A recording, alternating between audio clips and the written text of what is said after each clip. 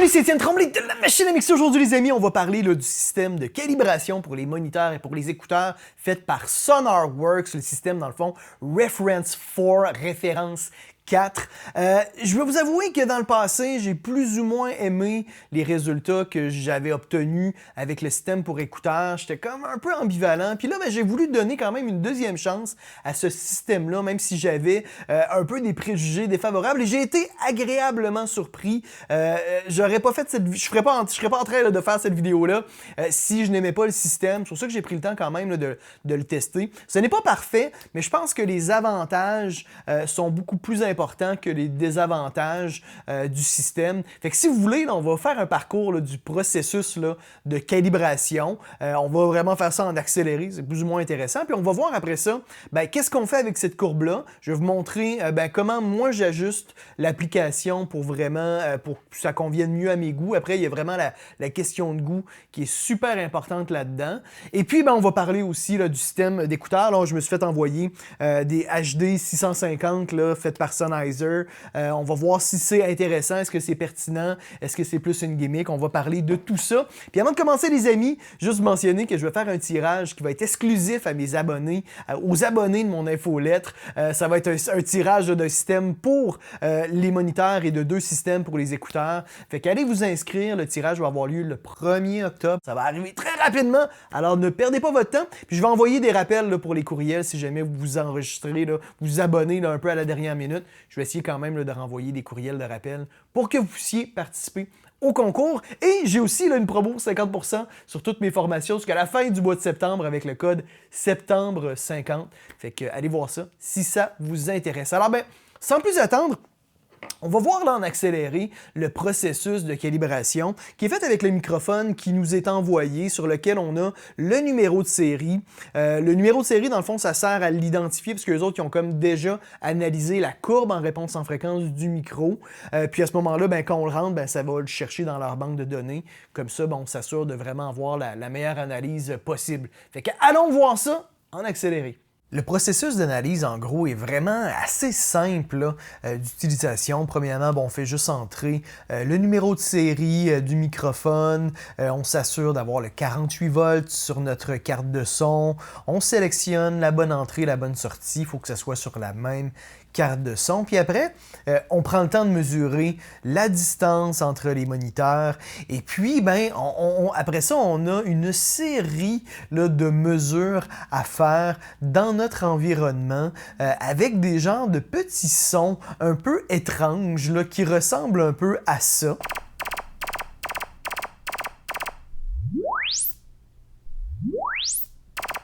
Hein, c'est super agréable. Hein? Moi, je vous suggère fortement de mettre des bouchons pendant que vous faites ça. Fait qu'on a 37 prises comme ça à différents endroits dans l'espace. Et une fois que c'est complété, c'est tout. On a la courbe de réponse en fréquence de nos moniteurs qu'on peut par la suite sauvegarder sur notre système pour pouvoir se faire des presets avec l'application. Une fois que l'analyse des moniteurs est complétée, on peut l'ajouter comme un preset là, à nos sorties. Alors, on va tout simplement faire Add Preset. Là, je suis présentement dans la version System-Wide de l'application. Je vais aller chercher Focal 2. J'avais déjà fait là, cette analyse-là.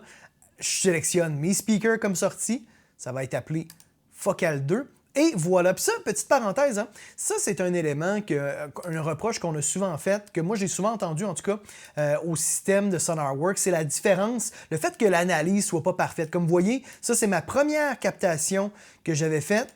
Et ça, c'est ma deuxième. Ah, il y a d'ailleurs une petite fonction là, de différente là, que je vais mettre à on, le spot on. On va y revenir à ça.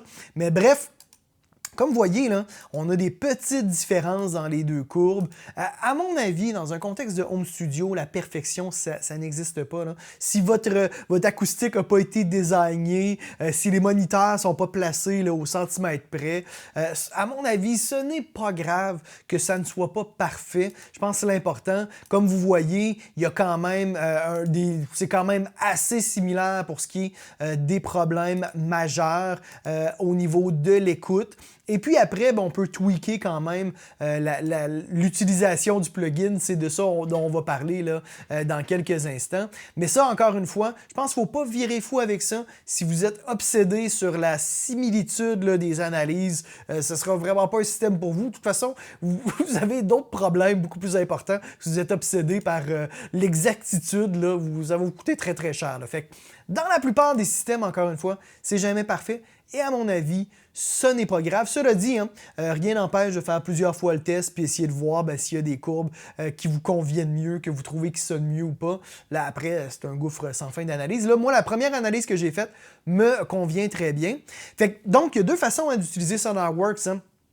On a le système wide qui est appliqué à l'audio de l'ensemble du système. Ça, c'est justement cette application-là qui est bootée présentement. Je vais la quitter. Ça, d'ailleurs, c'est mis généralement par défaut en startup. Moi, je trouve que ça bug un peu des fois. C'est pas parfait. Des fois, là, si on l'utilise dans notre DA, puis qu'après ça, on passe au système wide, si, mettons, on a terminé notre journée de travail puis qu'on veut juste écouter de la musique, des fois, ça va bugger là, quand le SonarWorks comme assigné à la même sortie en plugin et sur le système wide. Si jamais ça bug, quittez votre DA puis faites juste rebooter votre système. Des fois, juste de rebooter le système wide, ça fonctionne. Petite parenthèse. Fait que donc, SonarWorks, de façon, si on veut traditionnelle, on va l'utiliser en plugin. Sur notre master out, ce qui est important de garder en tête, c'est de toujours bypasser le plugin quand vous faites vos exports parce que ça va influencer la sonorité. Votre mix va passer par les Q.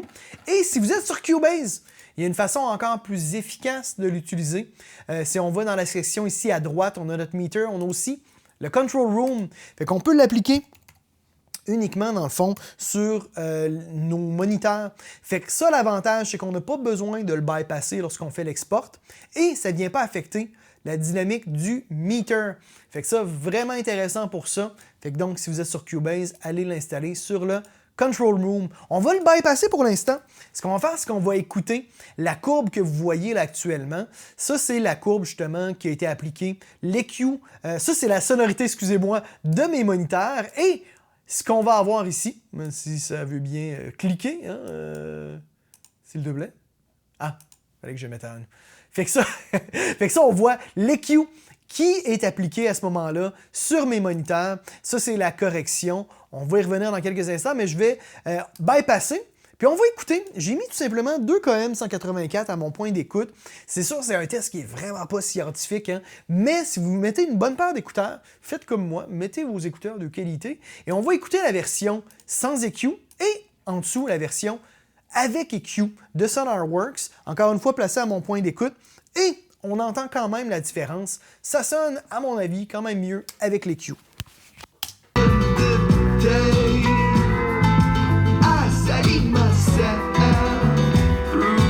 Avec l'EQ.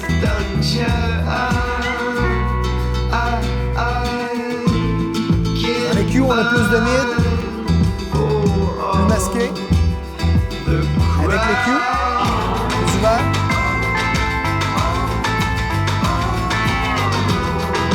Sans l'EQ.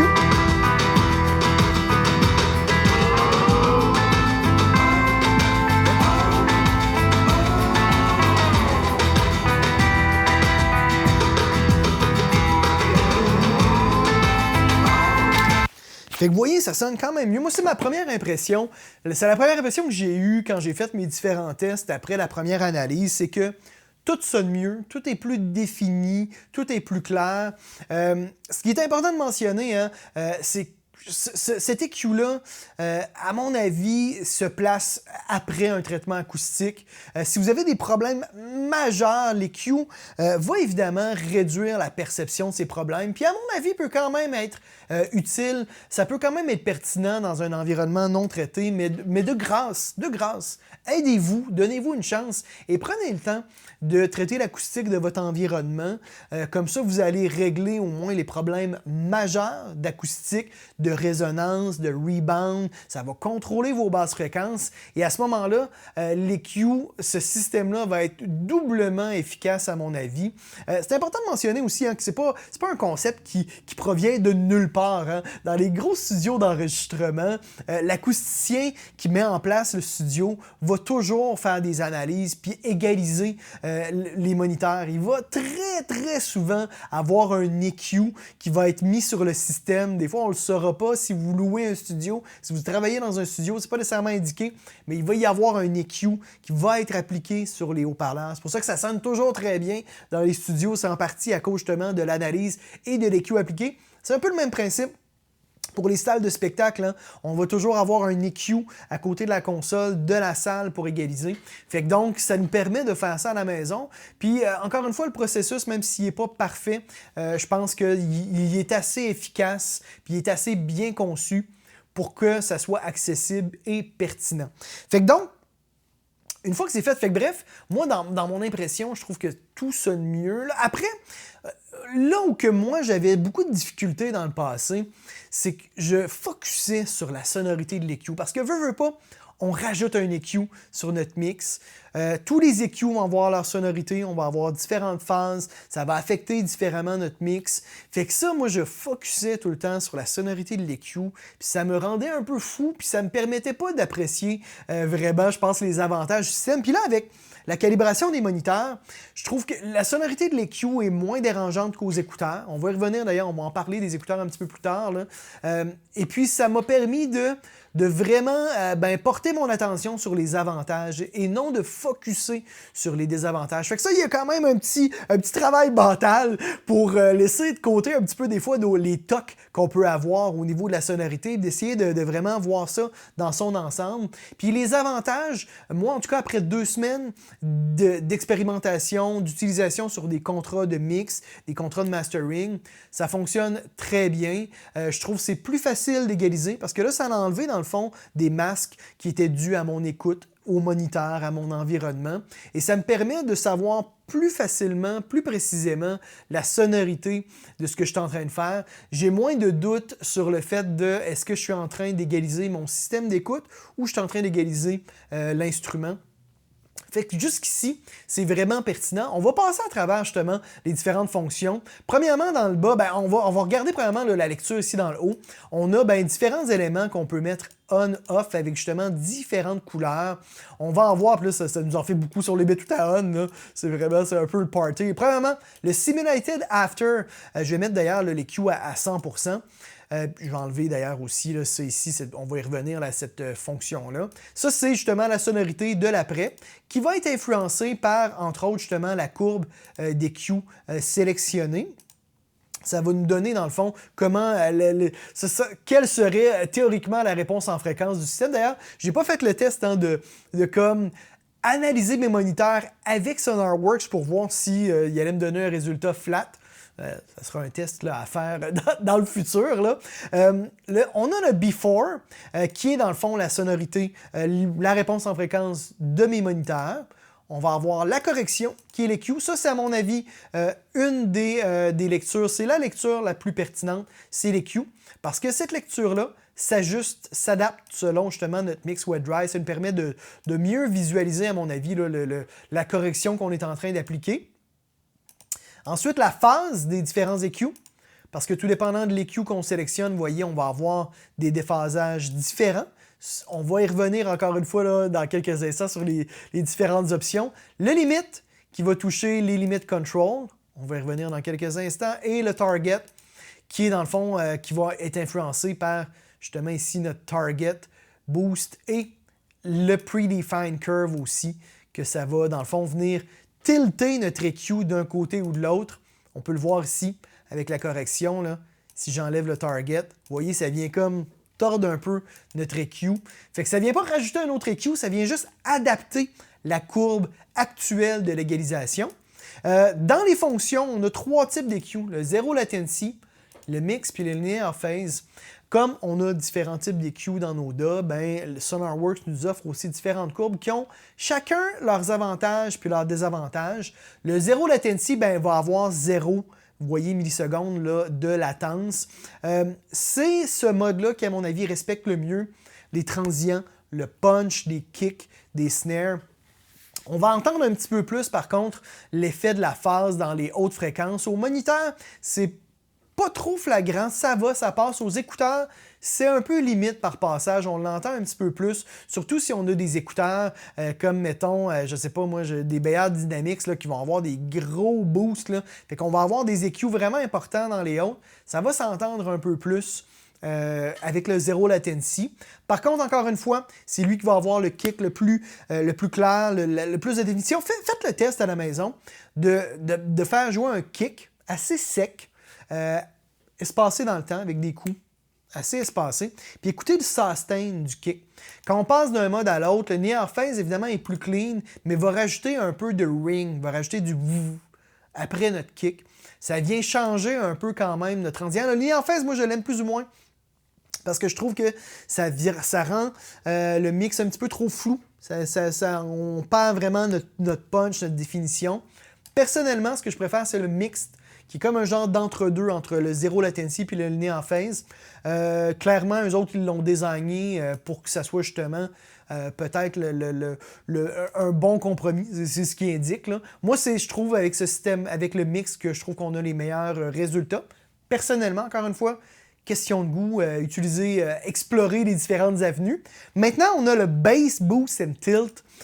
Moi, personnellement, je trouve que, par exemple, l'EQ est un petit peu trop clair, fait que je vais avoir tendance à tilter ici pour réduire les hautes. Mais là, le tilt, ça réduit les hautes, puis ça vient booster les basses en même temps. Ça, je trouve ça un peu weird, je trouve ça un peu contre-productif. Il aurait juste dû mettre un bass boost, où qu'on peut booster les basses ou réduire les basses, et un treble boost. Mais là, ils ont mis un bass boost et un tilt. Ce qui fait que donc, je suis obligé de comme récompenser un peu dans les basses. Ça n'est pas grave, là, mais bon, je trouve ça un peu contre-productif. J'espère qu'ils vont changer ça là, dans les éditions futures. Fait que ça, c'est mon goût, évidemment, personnel. Et après, on peut aussi appliquer des courbes. Là, il n'y en a pas beaucoup. Il y a juste 2 choix de courbes qui sont une sonorité comme qui émule un système système de son maison, puis un X-Curve comme une courbe recommandée par la société. En tout cas, bref, vous irez voir ça. Là. C'est pas des courbes qui sont super pertinentes. Je sais qu'avant, dans le passé, il y avait des éditions qui avaient des émulations de NS10, des émulations de voitures, des choses comme ça. Là, c'est pas présent. J'en ai parlé justement à la représentante qui m'a dit que dans les updates de janvier 2021, ils vont ramener les courbes, là, les différentes courbes. Fait que, bon, pour l'instant, pas vraiment pertinent. Puis, on ne peut pas utiliser, évidemment, les 2 courbes, c'est soit un ou l'autre. Là. Ensuite de ça, les mid-control, on peut limiter l'action des boosts à 6 dB. Si vous avez des boosts super importants, ça va les limiter à 6 dB ou à 0 dB. Aucun boost, que des atténuations. Moi, évidemment, là, je ne trouve pas ça pertinent, je le laisse au maximum. Dans les basses, on peut avoir des basses, vous les réduites, ça réduit le boost. Neutre, ça dit, c'est neutre. Extended, ou que là, on a un boost un petit peu plus important. Moi, j'aime bien quand même le extended dans certains styles. Je trouve des fois que ça beurre un peu dans les basses, mais je trouve ça intéressant. Et aggressive, avec comme full de basse fréquence. Et dans les hautes, on a neutral, extended et aggressive. Moi, j'aurais beaucoup aimé avoir la possibilité de réduire les boosts dans les hautes. C'est là, moi, que des fois que je suis un petit peu moins fan parce que j'ai peut-être les oreilles un petit peu plus sensibles aux hautes fréquences. Fait que je préfère à ce moment-là, je préférerais en avoir moins. Ce n'est pas possible. Et ce que je trouve dommage, c'est que dans la version pour écouteurs, on n'a pas ces fonctions-là. Ça, je comprends pas pourquoi. Ça, c'est un peu un aspect un peu négatif. Fait que bref, on va le laisser présentement là, à neutre puis à normal. C'est correct comme ça. Moi, encore une fois, je vais souvent passer de neutral à extended. Je suis encore un petit peu ambivalent là, dans les deux. Ensuite, listening spot. Ça vient comme recalibrer la différence entre les deux côtés. On peut, pour faire en sorte que notre point d'écoute soit plus précis.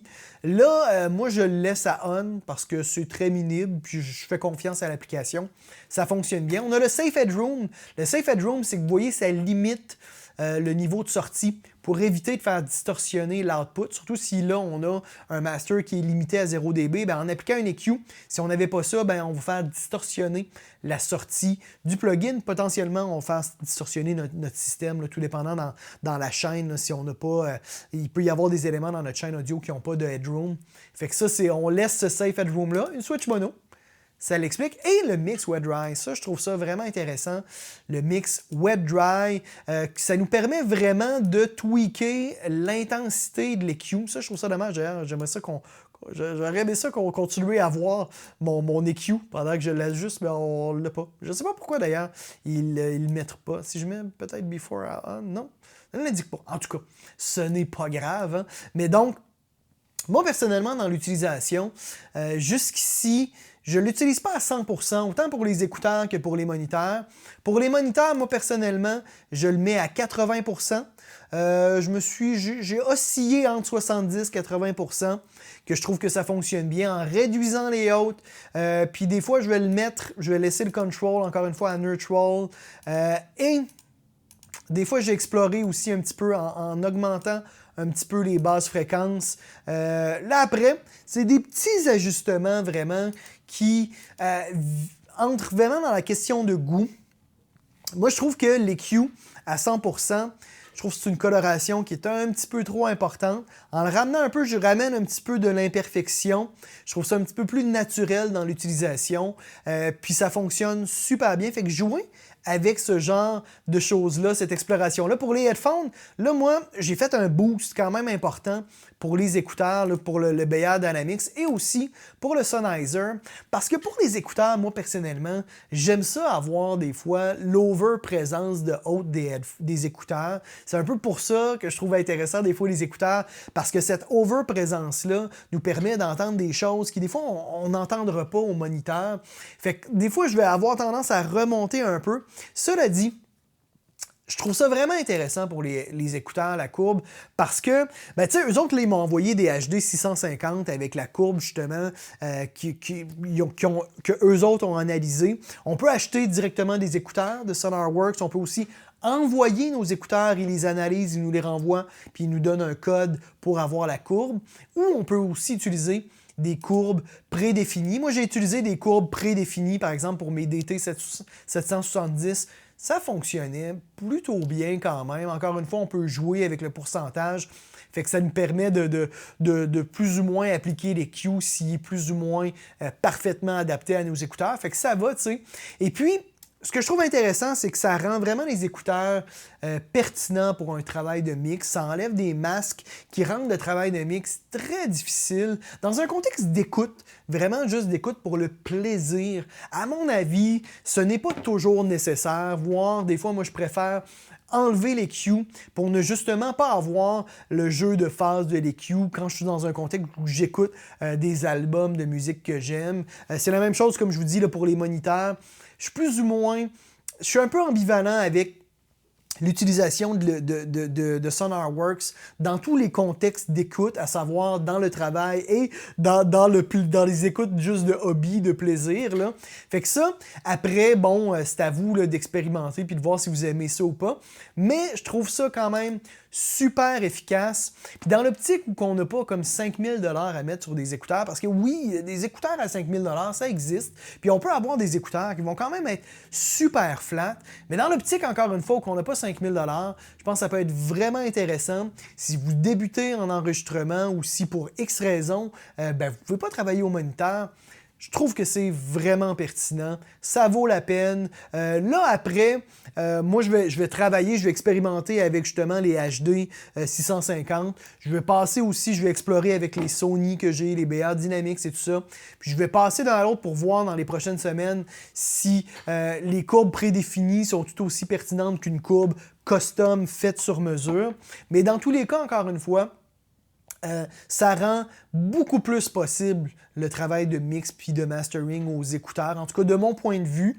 Là après, j'ai moins d'expérience un petit peu avec ce système-là. Ça va être vraiment là, dans le futur là, que je vais voir si c'est pertinent. Mais somme toute, Je trouve que c'est vraiment intéressant, c'est super pertinent, je pense que ça vaut son pesant d'or. Cela dit, ce n'est pas une panacée, ce n'est pas magique, ça ne remplace pas, à mon avis, le traitement acoustique.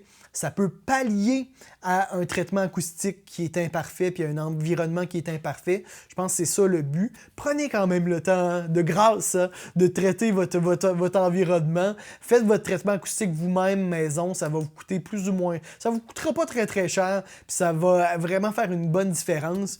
Puis après ça, ben, ça va rendre, à mon avis, doublement pertinent un système comme celui-ci. Fait que voilà, je pense que ça fait quand même le parcours un petit peu là, de l'utilisation. Moi, encore une fois, dans tous les contrats que j'ai faits de mix, de mastering, ça fonctionne très bien. Le passage de mon système d'écoute à des systèmes maison se fait encore plus aisément.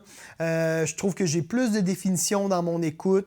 Ça a enlevé encore une fois des masques avec lesquels j'étais habitué, mais que là, en les enlevant, c'est juste un peu plus facile pour moi de faire mon travail de mix. Fait que c'est super intéressant, agréablement surpris. D'ailleurs, moi, je serais très curieux de connaître votre opinion. Avez-vous déjà utilisé ce système-là? Avez-vous eu des bons résultats, des moins bons résultats? Là, moi, je sais qu'en général, vous avez quand même eu... Les feedbacks que j'ai jusqu'ici de votre part sont quand même assez positifs. Fait que je trouve ça cool que ça soit efficace. Peut-être, là, faites un petit témoignage si vous avez trouvé ça intéressant ou pas. Si vous trouvez que c'est vraiment inutile, indiquez-le aussi. Là, je trouve ça toujours intéressant d'avoir des avis. Peu importe l'avis, hein. Il n'y a pas de bonne réponse. Encore une fois, allez vous abonner à mon infolettre. Là, il va y avoir un petit tirage dans les prochains jours. Et puis, mettez un petit pouce bleu si vous avez apprécié. Abonnez-vous à ma chaîne. Et dans tous les cas, on se retrouve la semaine prochaine. C'est Étienne Tremblay pour La Machine à mixer.